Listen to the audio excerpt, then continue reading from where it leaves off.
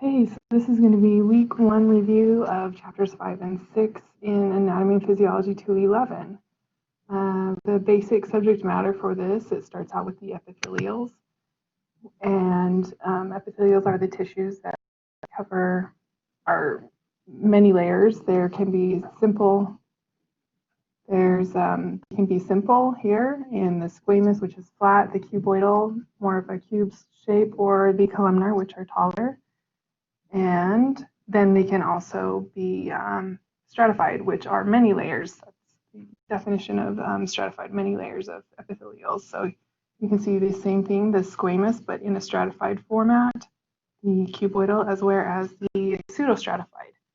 And the pseudostratified, the difference of that is they don't all start from the bottom and end at the top. There's some that don't quite reach the top. Then there's another one that's kind of the exception to the rule, which is the transitional here. And this is a tissue that's very interesting. It's found in the bladder. So it kind of can descend and go back. And so that's the general overview of the types of epithelium. And here's another major bullet point of chapter 5 are the types of glands. So there's two types of glands. There's the endocrine, which are produced and released into the bloodstream. That's the major definition. And the exocrine, which are produced like in the epithelial layer and secreted into the surface. And we'll go into the exocrine more in this chapter. So here are samples of 3 types of exocrine glands. There's 3 major exocrine glands, the merocrine, apocrine, and the holocrine secretion glands. So an example of the merocrine would be a salivary gland, which secretes saliva to the surface of the oral cavity. Another one would be the apocrine, which would be an example of a mammary gland, and which produces the milk or lactation, and it secretes it to the surface. And the sebaceous. So this would be like an oil gland or something to that effect. And next here, one of the major bullet points here is the types of connective tissue. In our body, we have different types of connective tissue that function. There's always a saying in biology that form follows function. So based off of their form, they have different functions in our body. So here we have the areolar connective tissue, which has a ground substance, and then it has 3 major types of fibers, the reticular, the collagen, and the fibroblasts here. So you can see those, and you can read more about those within the movies embedded in your weekly Blackboard. Then there's adipose, which is the adipocyte, which is a fat, like basically a flat globule. And here is a sample of reticular, and you can see that it's got the lymphocytes here, which is a major landmarker, which you'll learn later on, found in the lymph nodes, spleen, liver, and the bone marrow. And then down here on the bottom, so these are more of the connective tissues that you recognize. So the dense regular connective tissue would be the tendons, ligaments, and the fascia, and you can see that like on steak or chicken, and you can see those dense, those kind of things. We also have the dense irregular, which would be underneath the dermis right here, major point. And then the elastic, which are found in like the aorta of the heart. Very interesting. Another type of connective tissue is muscle tissue. And there are 3, we're just going to do basics here, 3 classifications of muscle tissue. And you kind of can recognize them by the way they look. So the smooth muscle tissue kind of has, like it says, that spindle shape. There's 1 nuclei in there, and that's what our internal organs are made of. Then the cardiac tissue, which is very cool, it has these intercalated discs. So it has these striations and lines in there, and it's for the function of the heart pumping. And then we have the skeletal muscle tissue, which you'll learn way more about in this in Anatomy Physiology 211. It's very similar. It's similar to the cardiac tissue, but minus these intercalated discs here. So very cool stuff. Then another type of tissue here is, this is just one sample of nervous tissue. There's many different samples, but here's a generalized sample of a neuron. So that's a basic nervous tissue, and you'll more about those as well in upcoming chapters. So also in review, there are 4 types of major epithelium.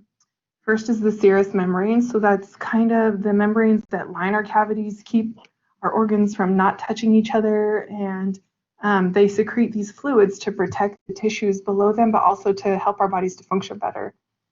Mucous membranes, these line our organs as well, but major ones would be like our throat, which secretes mucus, our nose, again, which secretes mucus, cutaneous membranes, which are in the skin, and then synovial membranes, which are that fluid that lines our joints. So it's what keeps our knees from not rubbing the bones together in the knee, the shoulder. Anytime a joint meets, that's your synovial membrane. And here, going into chapter 6, here's a picture of the skin in a generalized picture. So we have the epidermis and the dermis. So this top portion here that we'll look at on the next screen is called the epidermis. Epi meaning, above, and then the dermis is below, and then here you have your subcutaneous, which is your fat and your blood vessels. And you'll definitely learn too much about this, but it's pretty cool stuff. So on this next slide, we're going to go over the epidermis. And it's really cool because there's acronyms that you can learn to memorize these, but basically what you need to know about the epidermis is there's a basilar layer, and the basal layer is what connects to the dermis down here, okay? So this is the epidermis, all 5 layers of the skin right here. And so you have your stratum basale, your stratum spinosum, because they start to change a little shape a little bit. And this is a really great slide because it has a good description with it. Stratum granulosum, little granules you can see start to form within the cells. Then you have your stratum lucidum. So lucid, it's this clearish layer. And we're going to talk about this lucidum a little bit later. But and then the top is kind of a funny one, stratum corneum. And I always remembered that one because like a coroner and death and the morgue or whatever, it's the dead layer. So your skin starts here and renews and then sloughs off at the top here. So that's and guaranteed you'll probably have 1 or 2 of these questions on your exam. But it's interesting stuff. And the stratum lucidum, yeah, we'll talk about that one later too. So anyway, so here's another generalized picture. So that's what we just went through, is all the layers of the epidermis, starting at stratum basale, ending at the stratus corneum. And here's the dermis, and you can see that here's the hair follicles. You got some innervation here.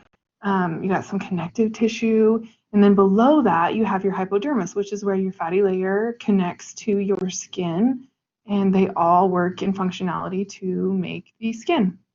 And this is the kind of the general review for chapters 5 and 6, the major bullet points. This one I wanted to talk about a little bit more. So you will hear keratinized and non-keratinized. So keratinized is like your thick skin that's on the palms of your hands, the bottom of your feet, and it has all of these layers. Then you have skin that's non-keratinized, and basically it's missing this stratum lucidum, and it's the area like around your lips, your oral cavity, any kind of like your just like internal areas they don't have this stratum lucidum layer, and so that's how you can tell which ones are keratinized and non-keratinized. And that was one of the things that I wanted to talk about, because they'll talk about this in your lab more as well, and they will help you to recognize more of these layers and the different forms of connective tissue, and it kind of helps like build a really, really good foundation for your lab practicals, and they kind of cross over. So for those of you starting, just taking 211 this summer. Like I totally can relate. Last summer, I actually took Anatomy and Physiology 211, and it was a stressful summer, but I learned so much in such a short amount of time, and I've been able to retain that because it kind of builds on itself, and then you learn these basic things, and then it totally relates into 212, which is a lot more physiology, and it makes perfect sense. That form that you learned has this really cool function in the physiology part. So anyway, I'm excited to be here with you guys, and let me know if you have any questions. We have a Anatomy and Physiology 211 study group every, 3 to 5 at the Canyon County Center on Tuesdays and Thursdays. So, and you can always email me, so Afton Elam, and let me know if you have any other questions or if I can help you out in any way. Hope you guys have a great night.